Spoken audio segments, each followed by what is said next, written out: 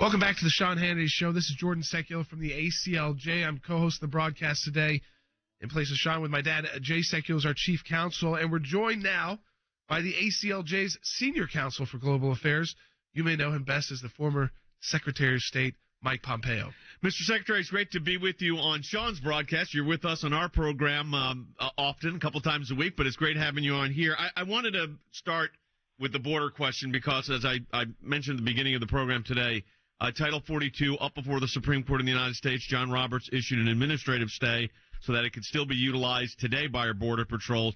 May not be the case by the time we're off the air. I mean, the government has to respond basically when we're done with the broadcast today around 5 o'clock, and then you could. I've had these stays last an hour. I've had them last 4 months. But your sense of what lifting Title 42 could do and will do to the American people because of the border crisis, it will help exacerbate.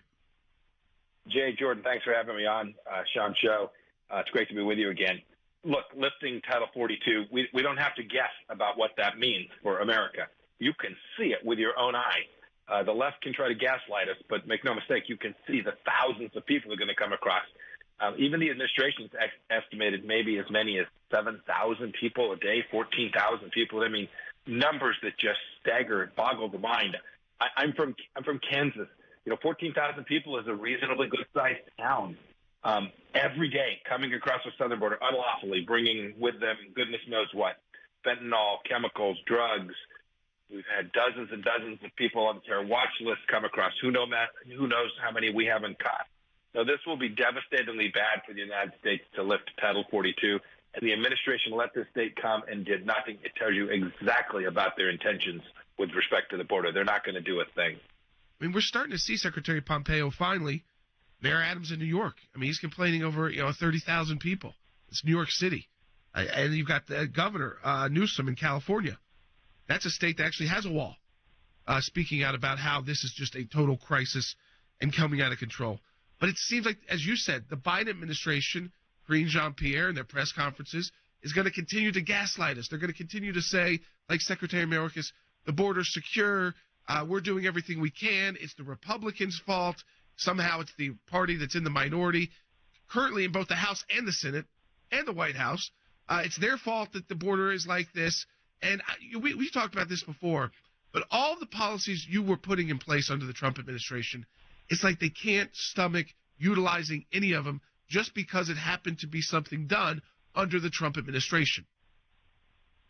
Jordan, your point, this isn't a Republican problem or a Democrat problem. This is an American problem.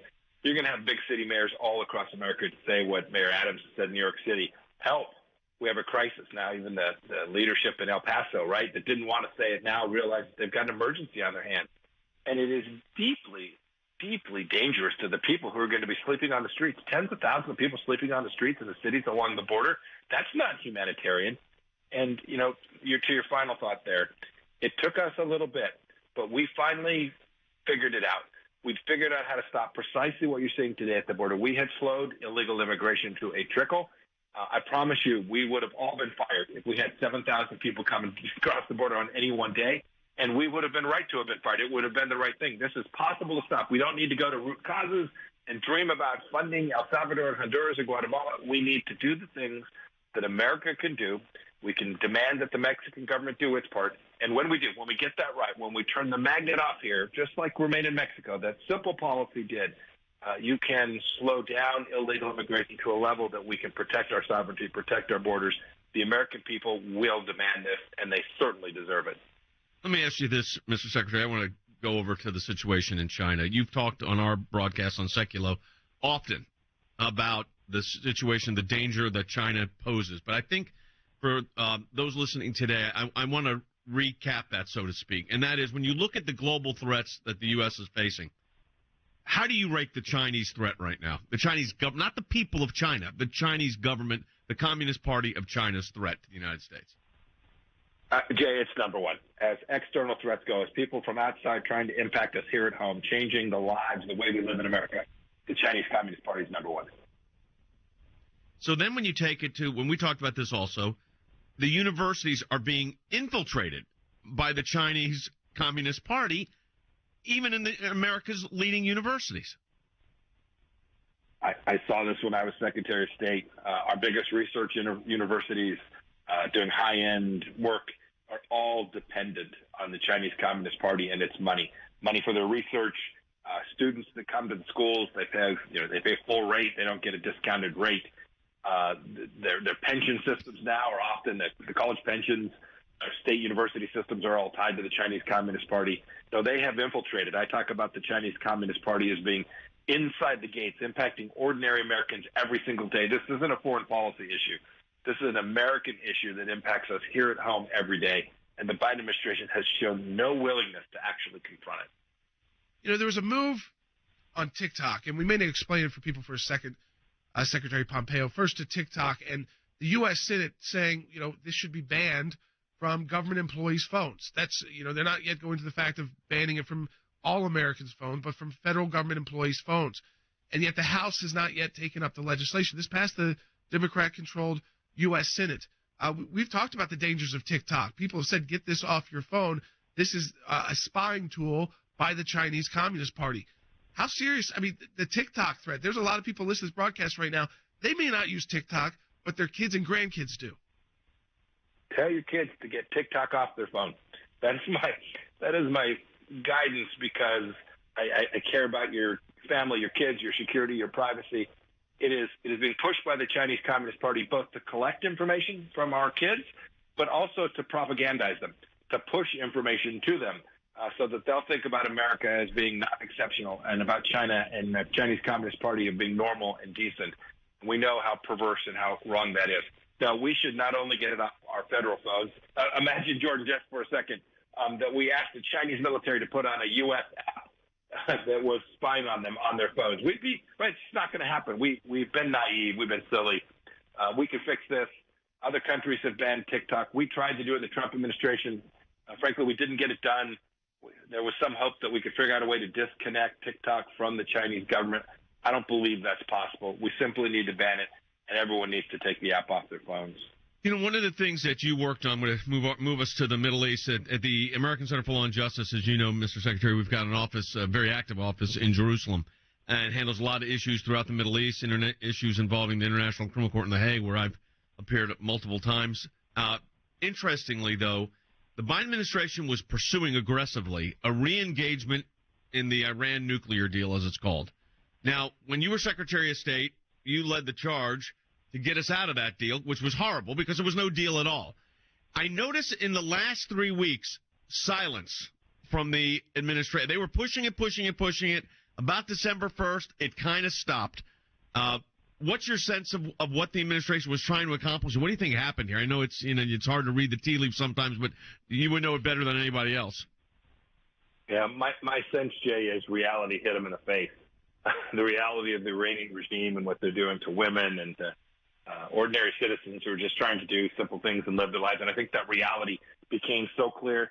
And then I think the Iranians just kept asking for stuff, and we kept giving it to them, and they kept telling them, no, that's not enough. And so I think the administration finally has now reached a point where they have come to recognize they can't get that deal done.